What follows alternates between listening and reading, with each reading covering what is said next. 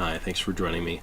So today we're going to talk about my Q1 2019 translation project work. We're starting right off with a couple of released projects, which is always exciting.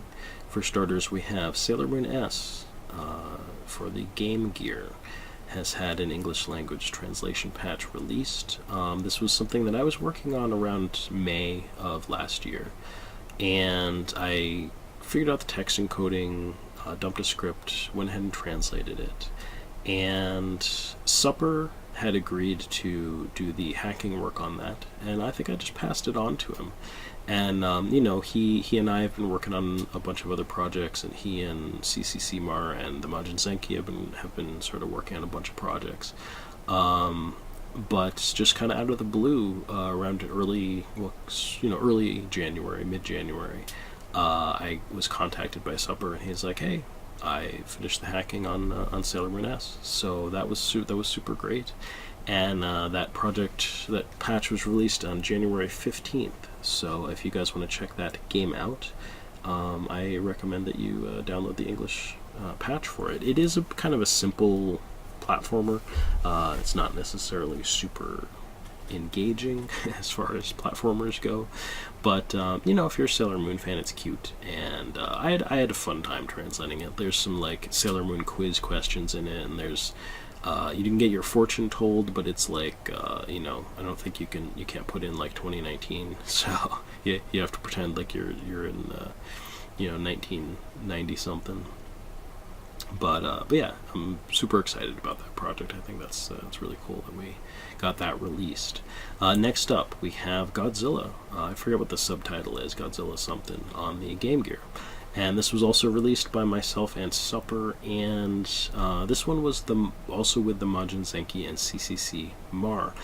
They did most of the work on this one. I had figured out the text encoding initially and dumped a partial script for that, and I passed that on to CCC Mar, and those guys really loved this game.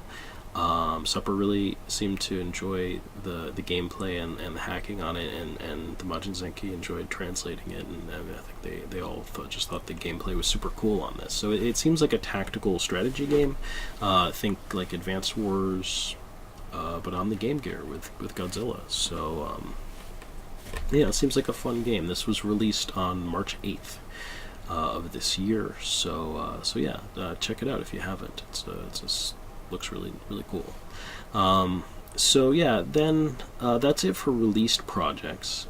We also have some scripts that I've dumped in the past 3 months. Around the end of January, I dumped a script for Yu Yu Jinsei, which I would translate as something like leisurely life. The title screen calls it Victory Life, however, and it's life like the board game, the Milton Bradley.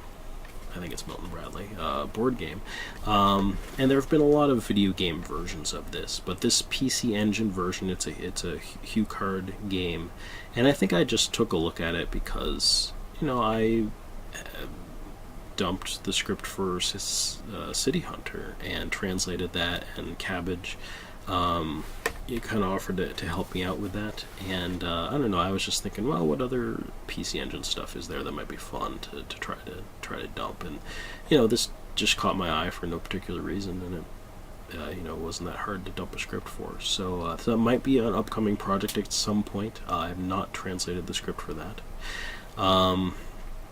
And before I did any more trying to dump any more scripts or anything like that, I felt the need to rewrite my dumping script.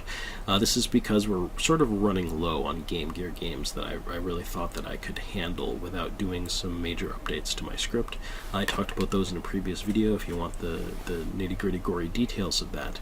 But I redid that around the beginning of February, and I dumped a script for Rayearth 2, Magic Knight Rayearth 2 on the Game Gear. Now, I was convinced that, I needed to rewrite my dumping scripts to handle the swapping of encodings. So, if you would, let's say, have some text that's encoded, with certain numbers, and then you might hit a byte that is going to indicate that you want to switch, so that those same values mean something different. So you'd want to be able to switch between those two representations of the encoding. And come to find out, it seems like Rayearth 2 actually didn't need that. I think I was seeing things that weren't there, and convincing myself that some of these scripts that I was working on that I had left to do required this functionality, and maybe they didn't. Rayearth 2 in particular did mix its encoding between single byte and double byte encoding, so that was really the sticking point on that. Now, I did rewrite my script to handle single and double byte encoding as well, so it was useful in that regard, and I did use it to dump the script. It unfortunately also has like tons and tons of control codes that are all like, they're different. They change a lot. I don't know exactly, what the logic is behind it, but it meant that the script is kind of messy with control codes, and I couldn't do a lot about that. I was a little frustrated with that, but Supper did agree to do the hacking on Rayearth 2. He did the hacking on Magic Knight Rayearth 1, and that turned out really great. And yeah, I think we're actually pretty motivated. We're pretty excited about this project. I actually have played a bunch of the game now on my RetroPie, and it's a fun game. It's a raising simulation where you're raising the 3 Magic Knights, Hikaru, Umi, and Fu. You have to get them ready in a year to be able to, compete in a thing and save Sephiroth, kind of a thing. So yeah, it's just cool. So that's something that I've not started translating that script. That's kind of on the back burner, but I think I'm motivated to do it. I think Supper is motivated to hack it, so I think that'll be a fun upcoming project. Next, I then, shortly after having rewritten my script, wanted to dump Nazo Puyo, Arl's Row. This is her, she's trying to make curry, and everybody's forcing her to solve Puyo puzzles. And it's a super fun, like, sort of Puyo Puyo game. Now, I dumped the script for this. I think I had to insert values in it in order to figure out the kanji encoding. But that was the same technique I used for City Hunter and some other games, so that was not all that hard. And come to find out, I don't think I actually needed to deal with switching the encoding on the fly. I think I was getting confused because there are color codes in the script, and so the text is colored, and so there's bytes that appear in line in the script in order to change what color the text is. And honestly, I think I literally just saw that and was like, uh-oh, this is also another one that needs to deal with the switching encodings. And so then I put it off until I rewrote my dumping script. So at any rate, it is dumped and translated. I actually translated that because it's short and fun, and I just kind of finished up editing it. There's actually a playthrough of this somebody did on the Sega Master System. Like they didn't port it, but you can basically convert Game Gear games to play on the Master System without too much trouble. So there, I guess, is a patch out there to do that. And there's a playthrough on YouTube. Somebody has played through the whole story that way. So I kind of wanted to just check the script against that, but it's yeah, I think it's in super good shape. So that's going to be an upcoming project. Hopefully, maybe we'll see that this year, or next year, or sometime in the next year or two. I'd love to see it. The next game that I wanted to dump, that this Switch encoding handling would have helped with, I thought, it was Vegas Connection Casino Kara Io Komete. This is an adventure game on the Famicom. I talked about this previously. I just thought it looked cool, and it also technically did not need to account for swapping encoding. It does have bytes that indicate when it basically does do what I wrote my script to handle. It loads different font tiles for the same encoding values based on a byte that changes what font tiles it loads. But that's only to deal with changing between hiragana and katakana. And I thought that this was something I did need to handle because I thought that there were also punctuation values that appeared along with the katakana and hiragana. Katakana and hiragana, like, they're pronounced the same way, they're just represented differently. So I wouldn't necessarily have had to handle the swapping of the encoding if I was okay with, for instance, the katakana stuff just appearing in hiragana. And it's vocalized the same, so I can still understand what is being said.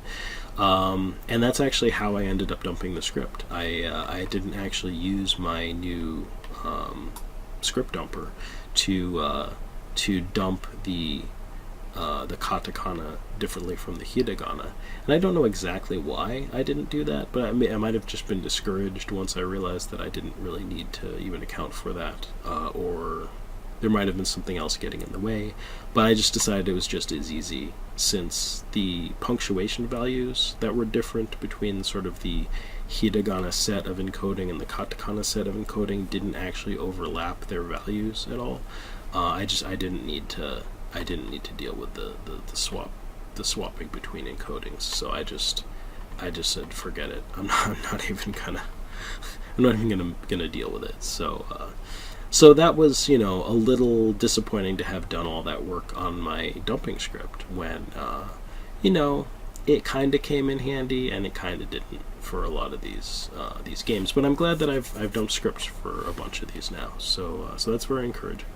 I also just some random project stuff. I submitted an update to romhacking.net for Bongo's WindHex hex editor. This is just something that Bongo had kind of passed to me personally. Bongo and I work together with Dynamic Designs, and he's a buddy of mine, and so he knows I use WindHex to do my translation hacking. In fact, I think I was using like a really, really old version of it. So he shared his personal version that was the most up-to-date version, and he offered if I wanted to go ahead and update the version that's hosted on romhacking.net to go ahead and do that. So I did. I figured, hey, why not? So if you guys are into messing around with these games like I am and want an updated version of WindHex, go get it. It is now available. Also, I was contacted by Mr. Richard 999. We had kind of been taken a stab at working on some projects together previously, and so he was interested in maybe working on some stuff that I have kicking around. So he did a little bit of work on Gunhead, which made some progress with. So I kind of wanted to play through that and just sort of see if that looks like that's something that is going to work out. And so we might end up releasing that project at some point. I'm not quite sure what the status of that is going to be, but that's something in the works. Next up we have Cabbage, or Hugh Cabbage, who is working with me on City Hunter. You guys remember I dumped and translated a script for City Hunter last quarter, and I'm very excited about this. There was some real technical hurdles to get over in terms of figuring out the font encoding. Not really the encoding. I needed to figure that out in order to dump the script, but to figure out how to change the font in the ROM.